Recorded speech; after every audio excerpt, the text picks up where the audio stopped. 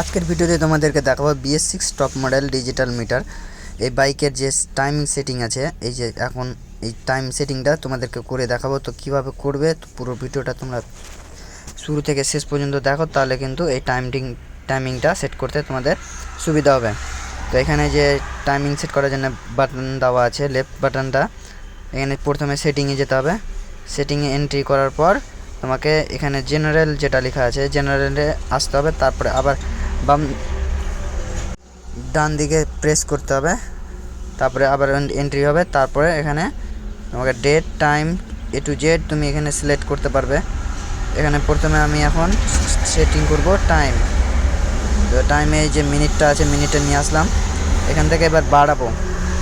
তো বাড়ানোর জন্য তোমাদের কি করতে হবে, এখানে তীর চিহ্ন আছে উপরে আর নিচে, তুমি যদি নিচে নামাও তো নিচে নামাবে, উপরে তো উপরে। তো আমি এখন উপরে উঠাচ্ছি। তো উপরে উঠানোর পর এই যে দেখতে পাচ্ছ আমি এখন উপরে উঠাচ্ছি। এখন 31 6টা 31 বাজে, 6টা 31। তোমরা যদি চাও তো এখানে ডেট মান্থ ইয়ার সব 24 ঘন্টা 12 ঘন্টা সব করতে পারবে। আবার ব্যাকে আসার জন্য এবার এই সাইডে টিপে ব্যাস জেনারেলে ব্যাস চলে আসলে ব্যাস। এভাবে কিন্তু টাইম সেটিং করতে হবে।